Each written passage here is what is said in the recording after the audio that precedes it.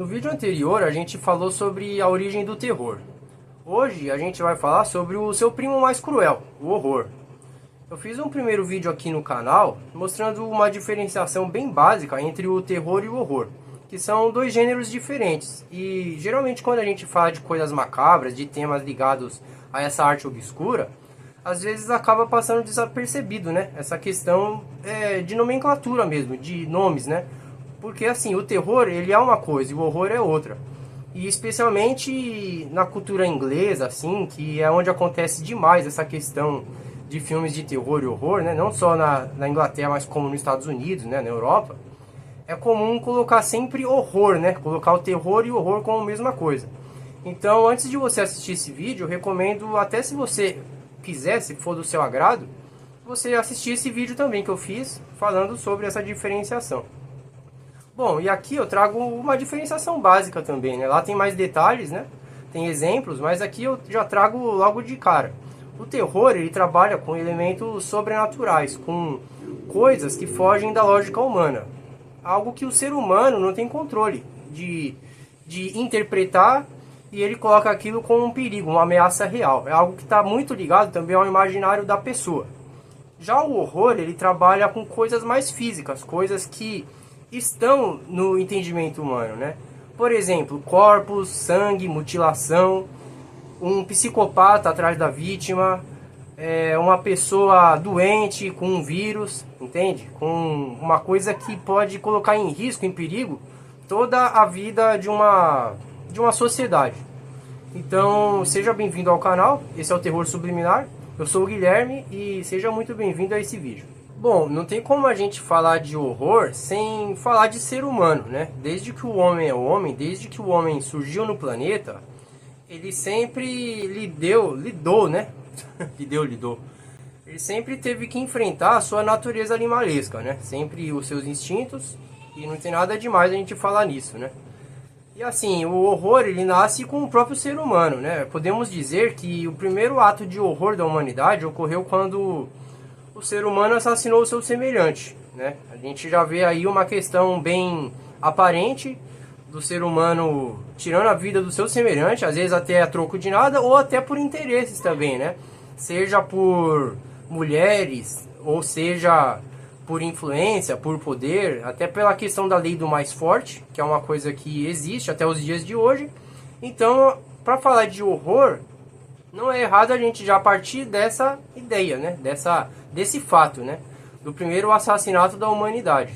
O ser humano agindo como animal e tramando contra o seu semelhante.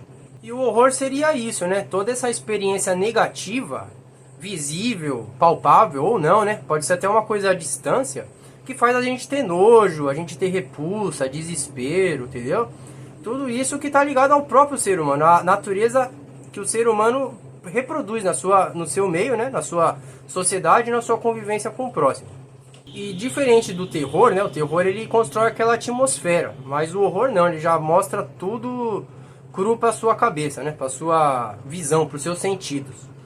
Então, o horror ele provoca a gente mais do que o terror, por quê? De certa forma, porque ele já traz uma coisa que a gente não pode fugir, né? Um elemento que a gente não pode fugir. Às vezes quando a gente pensa no terror, a gente pensa que assim, é só coisa da minha cabeça. Já o horror é uma questão diferente. O horror ele tá ali, ele traz tudo à tona para você e ele pode te aterrorizar. Essa é a questão chave do horror também, né? Tem o terror do horror, né? Você fica aterrorizado pelo horror. Conforme as civilizações foram surgindo e florescendo ao redor do globo, a gente vê a manifestação do horror mais evidente ainda. Em que sentido? A gente pega diversas sociedades ao redor do mundo e os líderes dessas sociedades, né, os políticos, digamos assim, no sentido mais natural da palavra mesmo, colocavam regras para punir, né, para ter uma ordem ali, para ter uma ordem social e política, né, uma forma de bem agradável das pessoas estarem reunidas, né, uma ordem, né, um progresso, né, não nesse sentido positivista, né? Mas enfim, nesse sentido de ordem política mesmo. Então era comum punir pessoas, né? Até com base nesse princípio divino que cada sociedade colocava. Então essas pessoas que eram colocadas como delinquentes, criminosas, recebiam o seu castigo. Então a gente já parte daí essa questão também da primeira manifestação do horror como algo público, né? A gente vê sessões de castigo, de tortura ao longo da história humana, ao longo dos séculos, né? A gente está falando aqui de antiguidade, né? Mas isso foi passando de geração em geração ao longo dos séculos, né? E claro, nos dias de hoje há alguns lugares do mundo que ainda possuem isso, mas tem uma certa restrição, né? Não é igual antes, né? Essa selvageria de antes, né? E eu não estou aqui para falar se é certo ou se é errado, né? Mas assim, a gente vê essa questão do horror aí, né? Pessoas sendo punidas, formas de tortura, instrumentos de tortura na Idade Média, como a gente pode ver também.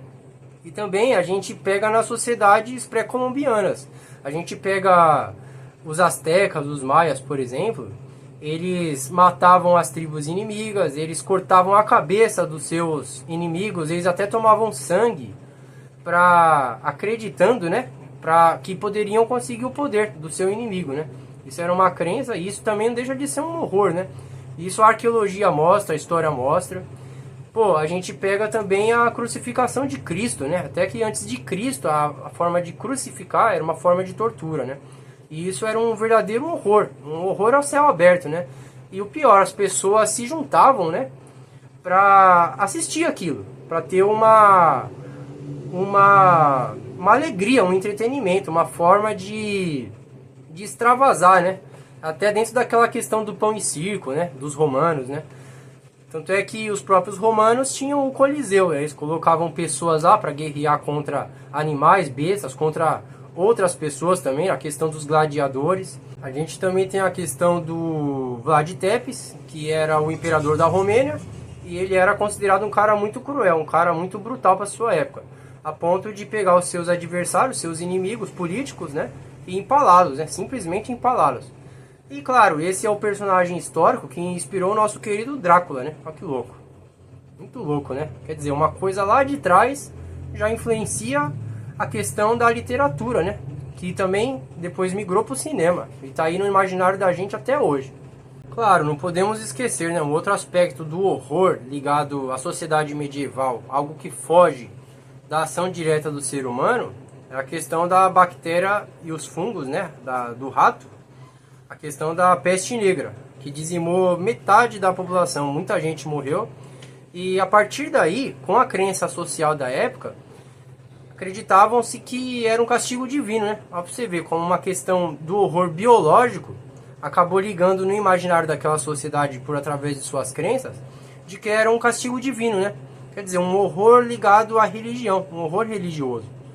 É muito louco, né? A gente vê que uma coisa está entrelaçada à outra, né? No horror nada é isolado, né? Tudo tem um contexto e as peças do quebra-cabeça do horror trazem mais sentidos, né? Embora os corpos fiquem mutilados. Uma outra questão muito interessante que a gente pode adicionar para essa questão histórica do horror é a medicina, a questão medicinal. Nos dias de hoje a gente já sabe como funciona essa questão, esse método de abrir corpos, né, de fazer cirurgia, seja para transplante de órgãos e outras coisas também, né?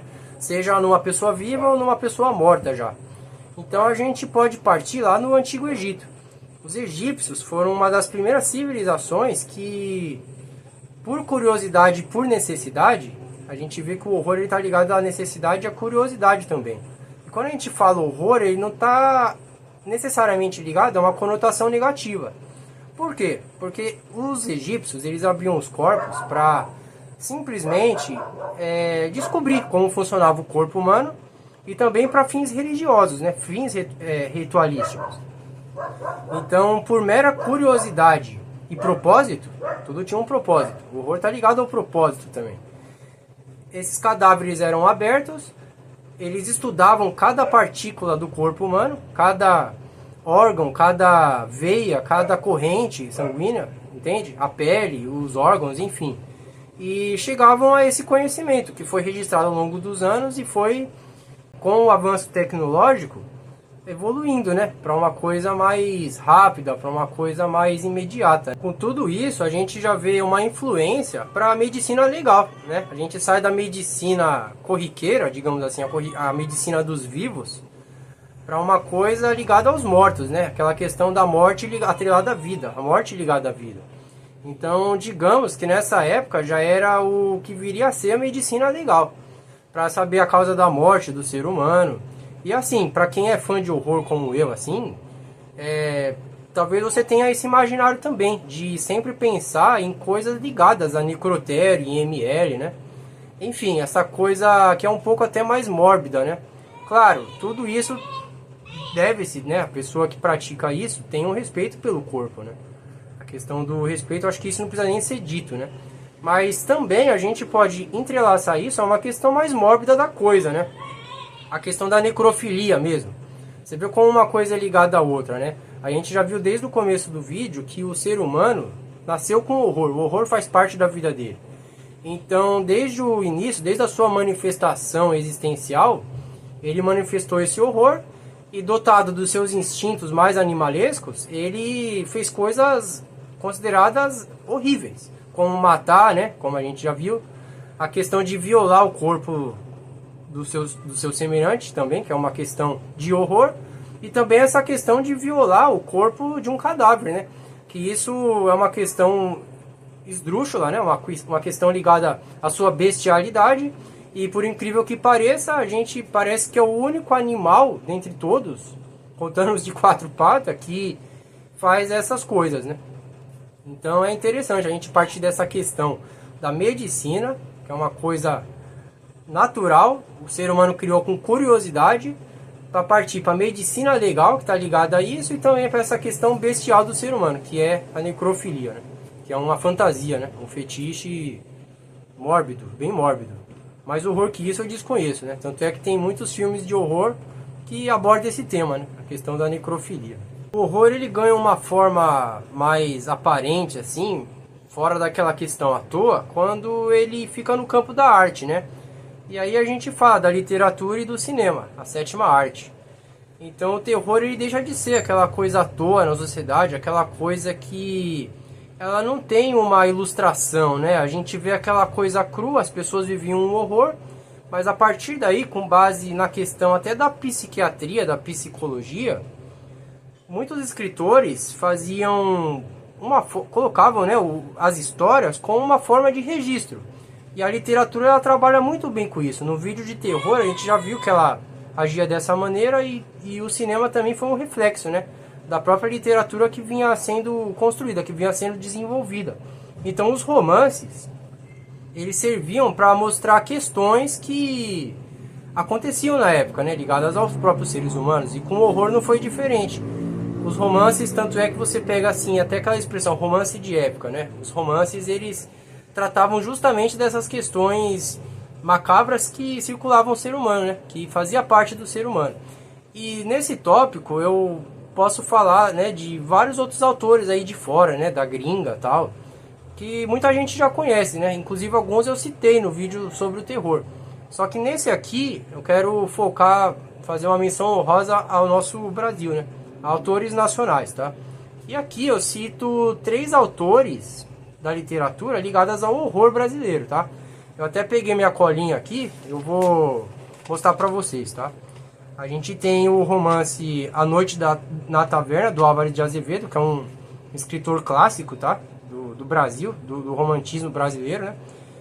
Bom, os elementos que tratam desse livro, desse romance, é necrofilia, olha aí, um aspecto do horror, assassinatos, cadáveres e ambientes decadentes, né? E são histórias macabras contadas por estudantes bêbados, entendeu? Isso aí já chama muita atenção, né? Quer dizer, uma menção honrosa ao nosso Álvares de Azevedo, né? Um escritor bem conhecido lá do século XIX, né?